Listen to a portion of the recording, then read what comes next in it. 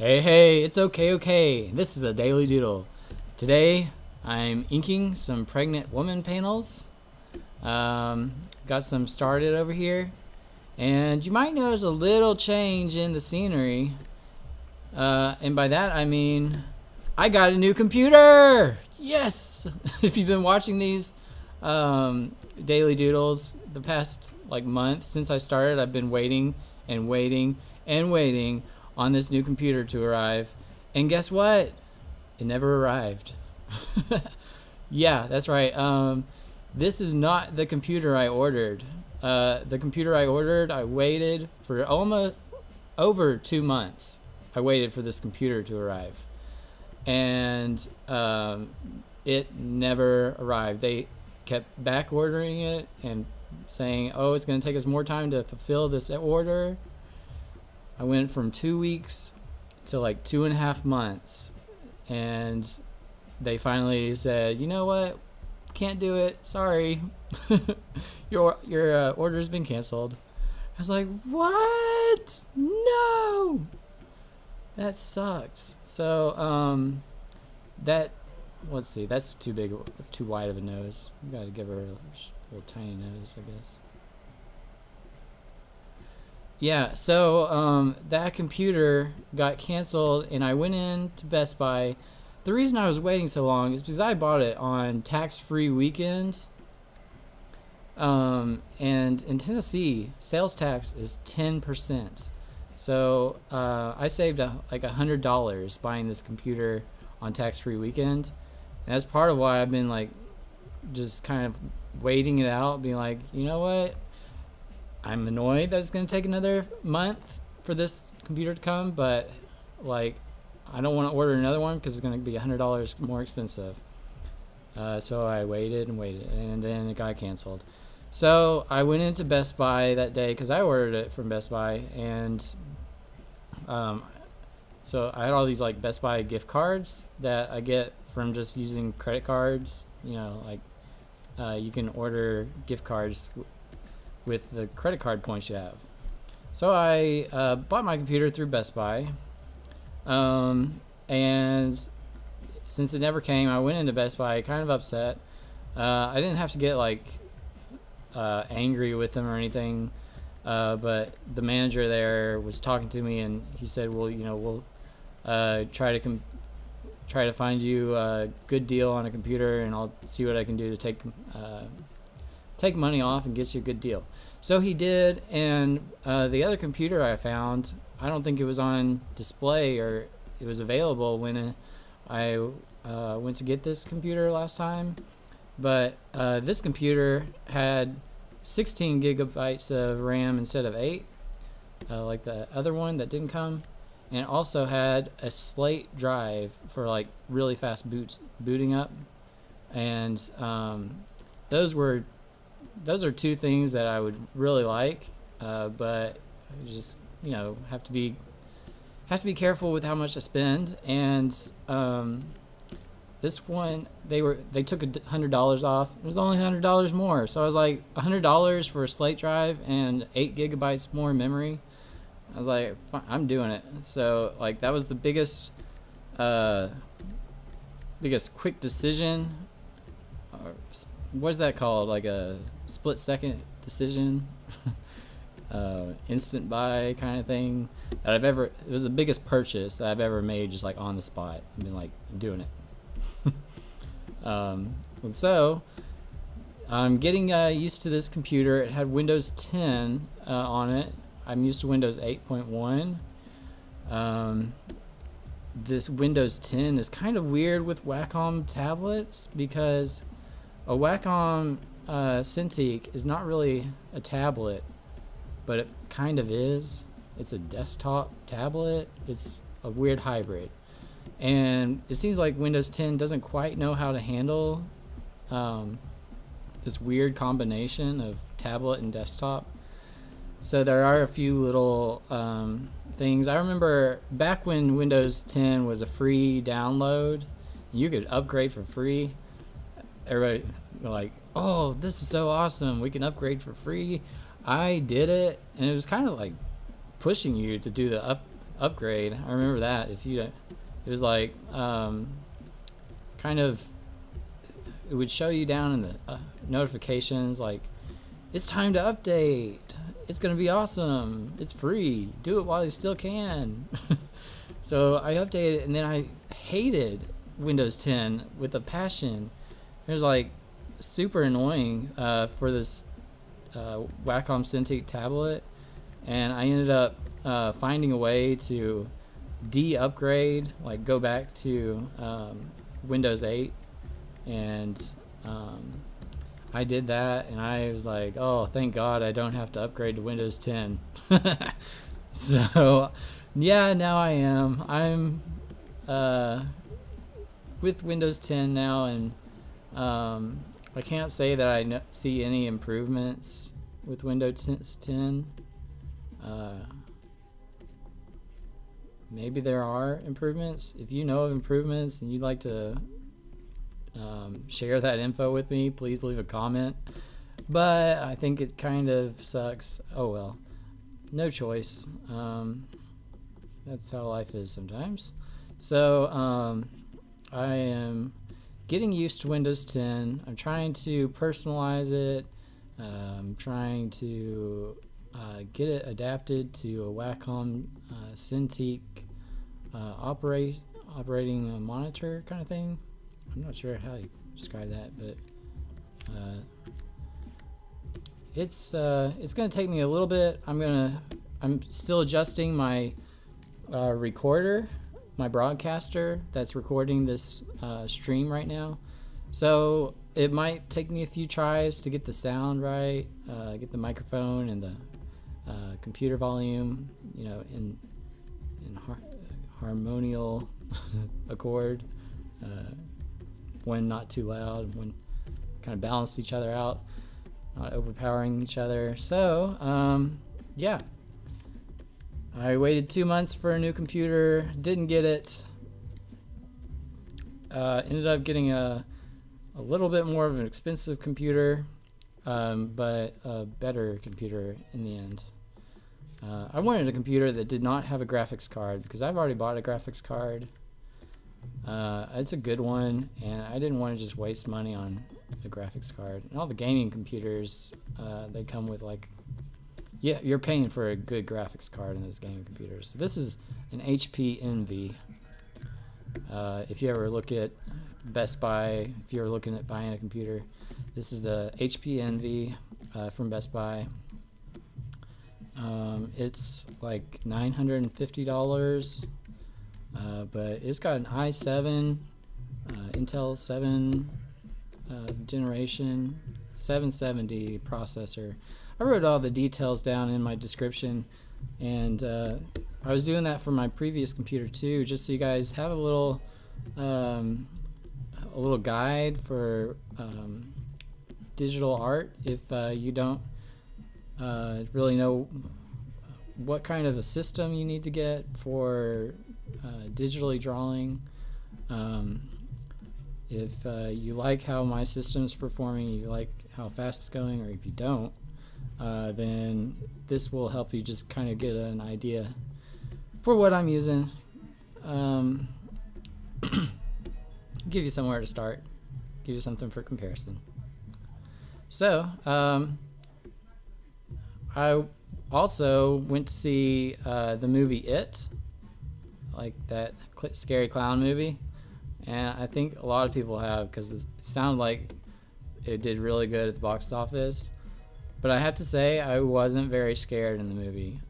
Not trying to act tough or anything. I just didn't feel like they shot it. The director, I guess, maybe the screenplay writers, the director just didn't make it that scary. For comparison, I feel like comparing it to The Shining, because that's another oh gosh, what's his name, Stephen King novel adapted into a movie.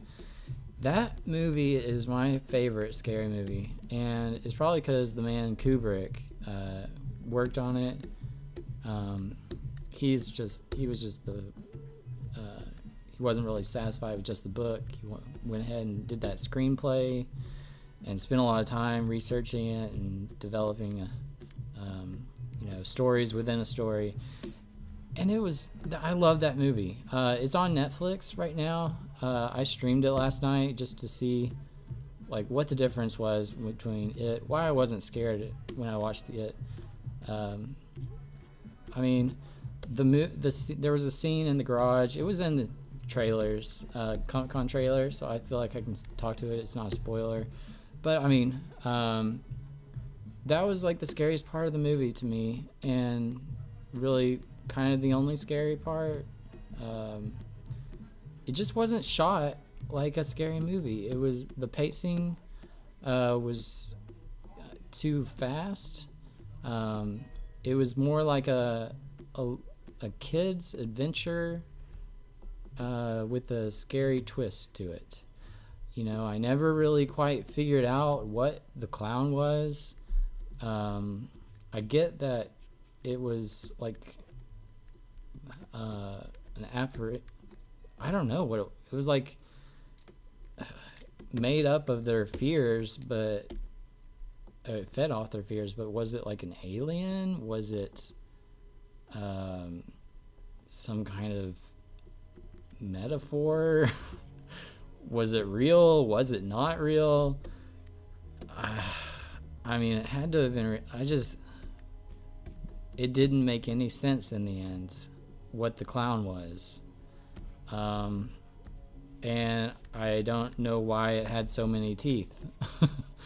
To me, it would have been scarier if we never saw the clown's thousands of teeth. And we just kind of didn't know what was causing all the devastation, or didn't see it on screen. I feel like maybe they showed a little too much and just kind of ruined the unknown factor. But the tone was not like a scary movie. I went in there expecting like the scariest movie of the year, and so I was a little disappointed. I hadn't been watching trailers. I don't like to watch trailers, and I went into this movie. I think I had seen one trailer a long time ago, and just been like, oh, that's gonna be awesome. And I like Stephen King, so I was expecting something great. I think it was something good. Those kids were great actors. It's a fun movie to watch because the kids. It reminded me a lot of Stranger Things. And I think the people who wrote Stranger Things, the Coen brothers, I think they kind of modeled it after stories like it. And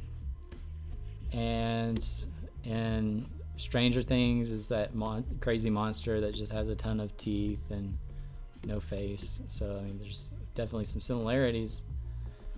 But Stranger Things wasn't. Stranger Things did a better job at being scary, I think, because they knew how to slow things down and make you kind of anticipate. They knew how to use suspense in Stranger Things. I feel like I need to go back and rewatch Stranger Things, but yeah, I love the kids, their characters. They were really fun, but in the end, like everyone's safe. I felt like they fell into that trap where they make you like the kids so much that they can't kill the kids. They've got to make it to the end, and it's not really a scary movie if everybody's safe and just the bad guys are dying. There was one part where I'll just say there was one part where I thought there might be a chance that one of the main characters doesn't make it, but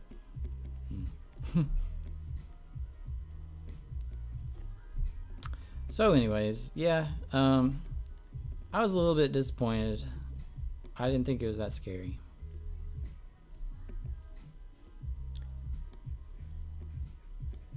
Now, I did go back and watch The Shining last night, and that soundtrack for The Shining, I mean, that's just like genius stuff right there. It's so creepy. And I guess Kubrick, like, that was like the only scary movie he did, but he knew how to do it. He did his research. He was a smart guy, and just created a movie that I love. The very end scene of The Shining is a little confusing, but I think that's more like the story, not so much Kubrick's fault. And at the very end, it does get a little hokey, like, you know, the room with all the skeletons. It's kind of like, okay, this is like a Scooby-Doo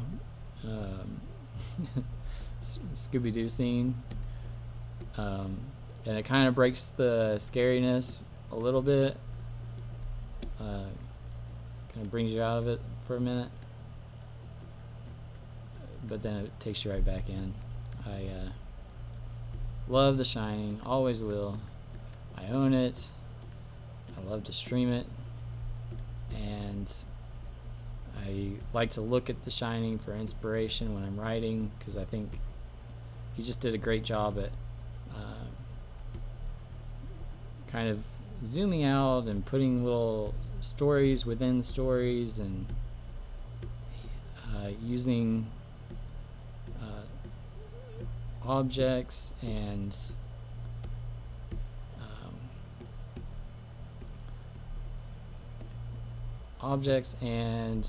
let's see, is this, I think this covers up a little too much. It's like a few inches over, it looks a lot different. So let's bring that down. Let's draw the cleavage. Okay. Again, this is coming from the Halloween costume. It's a comic coming out real soon. It's going to have age regression, mental regression, age progression, pregnancy, unbirth, lots of stuff. It's going to be a fun Halloween comic, and it should be out within the next week, before October. So you have time to save up, or time to find it, and enjoy it one more time before Halloween. So this has been okay, and I'm finishing up here. If you want those new computer specs, look in the description below. If you would like some new links to new movies, the best way to get directed to new daily doodles is by subscribing. Leave a comment if you have any questions, if you want help with anything, if there's something you want to see, just let me know. I'm very active on this profile, and I'm also all over the place on DeviantArt. So if you want to swing by my DeviantArt site, or just leave a comment here, I'll be sure to respond. I've got some live streams coming up. I'm going to try live streaming some coloring, and we are just about done with inking, but this comic should be out soon. So that's it. Thanks for stopping by and watching. This is okay, and I'll see you later.